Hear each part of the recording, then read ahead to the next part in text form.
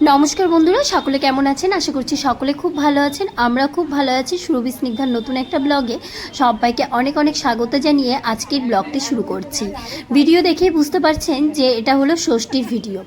এই যে কাঠ পোড়া রৌদ্রু, কি বলবো, রৌদ্রুর যে কি নাম দেবো সেটাই বুঝে উঠতে পারছি না। ভীষণ রৌদ্রু ছিল সেদিন, আর বিভৎস গরম ছিল। সেই রোদের মধ্যে দেখুন সবাই মিলে কিন্তু আমরা ষষ্ঠীটা করছি, আর এটা হচ্ছিল ছাদে।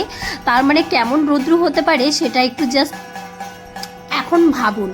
মানে এত রৌদ্র ছিল, কিন্তু আমরা মায়েরা সবাই মিলে কিন্তু এখানে তাদের সন্তানদের জন্য এই রোদের মধ্যে বসে ঘন্টার পর ঘন্টা বসে বসে পুজো করছি। অবশ্য ঠাকুরমশাইও আছে, ঠাকুরমশাইয়ের কথা না বললেই নয়। তিনিও কিন্তু এই রোদ্রের মধ্যে বসে বসে পুজোটা করছেন, আর পুজোটা সত্যিই ভীষণ ভালো করেছেন। আমার খুব ভালো লেগেছে। তো আমিও গিয়েছিলাম, আর আমিও একটা সুতির শাড়ি পরেছিলাম। এই প্রথমবার সুতির শাড়ি পরে আমি ষষ্ঠী পুজো করলাম। আর এর আগে যতবার ষষ্ঠী করেছি এই গরমের মধ্যে হয় সিল্কের শাড়ি পরেছি, নয় ওই হ্যান্ডলুম পরেছি, আর এত গরম লাগতো, তাই এবার ভেবেছিলাম একটা সুতির শাড়িই পরবো। তো সুতির শাড়ি পরে গেছিলাম, বেশ ভাল লাগছিল। আর এই রোদের মধ্যে আমি ওখানে বসতেই পারছিলাম না, মানে আমার এত মাথা যন্ত্রণা শুরু হয়ে যাচ্ছিল। তবুও কিন্তু আমি ওখানে দাঁড়িয়ে দাঁড়িয়ে ভিডিও করেছি। যেখানেই দাঁড়াই না কেন ওখানে চারিদিকেই রোদ্রু, মানে কোথাও একটু ছায়া ছিল না। তো যাই হোক, সবাই মিলে এখানে সুন্দরভাবে পুজো করা হচ্ছে। আর আজকের আমার ভিডিওতে আর একটা বার্তা দেব। অনেকে শুনে এটা হাসবে, অনেকে মজা করবে, অনেকে অনেক রকম কথা বলবে। আমার বর আমাকে বলেছে যে শুধু তুমি কেন ষষ্ঠী করবে, আমি কেন করব না? তুমি মেয়ের যেমন মা, আমি সেরকম মেয়ের বাবা, তাহলে আমিও পুজো করব। তাই আমি বলেছিলাম যে চলো তাহলে। বলে না, ওখানে সব মহিলারা যাবে, আমি ওখানে যাব না, আমি বাড়িতেই করব। তো আমার বর কিন্তু রীতিমতো বাড়িতে সুন্দর করে মেয়ের নামে পুজো করেছে, আর ভীষণ সুন্দর করে পুজোটা করেছে। সারাদিন একদম মানে আমরা মায়েরা যা করে থাকি সমস্ত নিয়ম পালন করেই কিন্তু মেয়ের জন্য পুজো করেছে। বলেছে সন্তানের মঙ্গল কামনা শুধু মায়েরা কেন করবে, ছেলে মেয়ের বাবাদেরকেও করা উচিত। কারণ সবসময় বলা হয় ছেলে মেয়ের সমান, তাহলে কেন মেয়ের বাবারা কেন পুজো করবে না? আমার গেল না। বছর ঘুরতে না ঘুরতেই ছোট বউয়ের আবার ছেলে হলো, কিন্তু এবারে মায়ের কোল খালি করে যেন ছেলেটাকে নিয়েই গেল। এমনি করে পরপর ছোট বউয়ের 7 ছেলে ও 1 মেয়ে হলো, কিন্তু তাদের একজন মায়ের কোলে রইল না। প্রথম রাত্রিতেই বা কে তাদের চুরি করে নিয়ে যায়, আর ফিরেও পাওয়া যায় না। দেশের মধ্যে বউয়ের দুর্নাম লটে গেল। ছোট বউ মনের দুঃখে বনে চলে গেল। বনে এসে ছোট বউ কাঁদতে লাগলো। কাঁদতে শুধু কাঁদছে, খাচ্ছে না, ডাকছে না, কেবল কাঁদছে। মা ষষ্ঠীর দয়া হলো। এক বুড়ি ব্রাহ্মণীর বেশে তিনি এসে ছোট বউয়ের সামনে হাজির হলেন। বললেন, তুই কেন কাঁদছিস মা? তোর কিসের অভাব আমায় বল। ছোট্ট বউ বলল, মা আমি অভাগিনী। আমার 7 ছেলে আর 1 মেয়ে হয়েছিল, কিন্তু তাদের সব খোয়া গেছে, একটিও নেই। সকলে আমাকে ঘেন্না করে, তাই মনের দুঃখে আমি বনে এসেছি। মা ষষ্ঠী বললেন, তুই বড় পাপিষ্ঠা মা, কেন নিজে সব চুরি করে খেয়ে আমার বেড়ালের নামে দোষ দিস? তাই তোর ছেলে মেয়ের বেড়াল চুরি করে এনে আমার কাছে জমা দিয়েছে।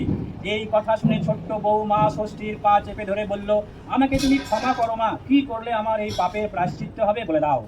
মা ষষ্ঠী বললেন, এখানে গিয়ে দেখো একটা বিড়াল পচা গলা হয়ে মরে পড়ে আছে। 1 হাঁড়ি দই এনে এই বিড়ালের গায়ে ঢেলে দিয়ে যা। তারপর ওই বিড়াল। বিভৎস রোদের মধ্যে বসে ষষ্ঠী করে এলাম, মানে মুখের অবস্থা যা তা একদম। শুধু আমার না, সবাই রোদের মধ্যে বসে বসে ষষ্ঠী করলো। তো যাই হোক, পুজো খুব ভালো হয়েছে, সেটা ভেবেও ভালো লাগছে, আর করেও খুব মজা পেয়েছি। মানে মজা কি, মন থেকে একটা শান্তি পেয়েছি, মজা বলতে এটাই। আর এখন গিয়ে বাড়িতে বর করবে, কারণ বর বলছে যে মেয়েটা তো তোমার একার না, তুমি একা কেন ষষ্ঠী করবে, তাহলে আমারও করা উচিত, আমি ওর বাবা হিসাবে।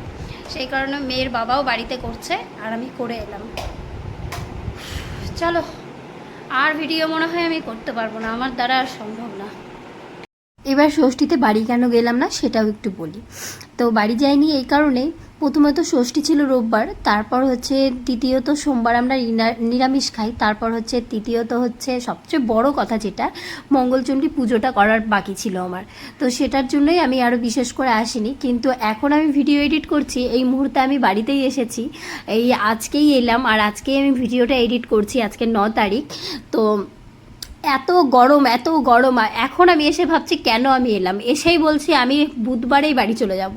মানে আজকে সোমবার আর এখনই আমার মনে হচ্ছে আমি বুধবারেই বাড়ি যাব, মানে বিভৎস গরম। তো এদিকে আমি মেয়েকে হচ্ছে কি ষষ্ঠীর যা যা নিয়ম আছে সব কিছু করছিলাম, আর আমার মেয়ে এখানে লক্ষ্মী মতো বসে সুন্দর করে সমস্ত কিছু নিচ্ছে, সেটা কিন্তু তোমরা দেখতে পাচ্ছ। তো যাই হোক, আমার মেয়ে কিন্তু এসব জিনিস খুব পছন্দও করে আর ভালোবাসে। পুজো আর্চা ওর মধ্যে আছে, পুজো আর্চা করতে ভালোবাসে, কারণ ওর বাবা মা দুজনেই পুজো আর্চা করতে ভালোবাসে, সেই কারণেই হয়তো। তো যাই হোক, আশীর্বাদ নিতেও ভালোবাসে, আবার হচ্ছে গিয়ে মানে এই যে লজ্জা পাচ্ছে ব্যাপারটা একটু ওর বেশ ভালোই লাগছে। তারপরে এটা কোথায় আমি খুঁজছিলাম, ও আমাকে দেখিয়ে দিচ্ছে। সুতোটা বাঁধার সময় আমি বলছি ডান হাত কোনটা, ও নিজেই হাত বাড়িয়ে দিয়ে বলছি এটা ডান হাত, আর আমি প্রথমে বাঁ হাতে বেঁধে দিচ্ছিলাম। তো ফল দিয়ে দিলাম ওর হাতে, 5 ফল আমি হচ্ছে গিয়ে দেওয়ার কথা ছিল, তো সেখানে আমি একটা করেই দিলাম, কারণ এত গরম পড়ছিল কি বলবো, ও ধরতেও চাইছিল না, ফলটা নিতে চাইছিল না। তো সেই কারণেই এই মানে ব্যাপার, একটা করেই দিতে বললাম, আর আমিও দিয়েছি একটা করেই। তারপরে মেয়ের বাবা এই যে দিচ্ছে এখন, আর এখানেই কিন্তু ওই যে পাশে দেখতে পাচ্ছ মেয়ের বাবা ওখানেই পুজো করেছে। তো যাই হোক, আজকের ভিডিওটা তোমাদের কেমন লাগলো সবাই কিন্তু অবশ্যই কমেন্ট করে জানাবে। আর ভিডিওটা যদি ভালো লাগে তাহলে লাইক কমেন্ট শেয়ার করতে কিন্তু একদম ভুলবে না। আর যারা ইউটিউব থেকে দেখছো এখনও যারা চ্যানেলটা সাবস্ক্রাইব করোনি তারা প্লিজ চ্যানেলটাকে সাবস্ক্রাইব করে দিও, এবং পাশে থাকা বেল আইকনটা ক্লিক করতে কিন্তু একদম ভুলো না। তো এই হচ্ছে ব্যাপার। তারপর হচ্ছে মেয়েও কিন্তু আমাদেরকে শার্ট, জল, ষষ্ঠীর সুতো সমস্ত কিছু বেঁধে দিয়েছে, মানে মেয়ের বাবাকে আর আমাকে। তো আমাদের মেয়ে হচ্ছে আমাদেরকে দেখে দেখে ও কিন্তু সমস্ত নিয়ম করলো, মানে আমার বাবা আর আমার মেয়ের বাবার হচ্ছে গিয়ে মা, আমি মেয়েকে বাবা বলেই ডাকি, কারণ আমি মনে করি এটাই আমার বাবা। তো যাই হোক, চলো তাহলে আজকের মতো ভিডিও শেষ করলাম।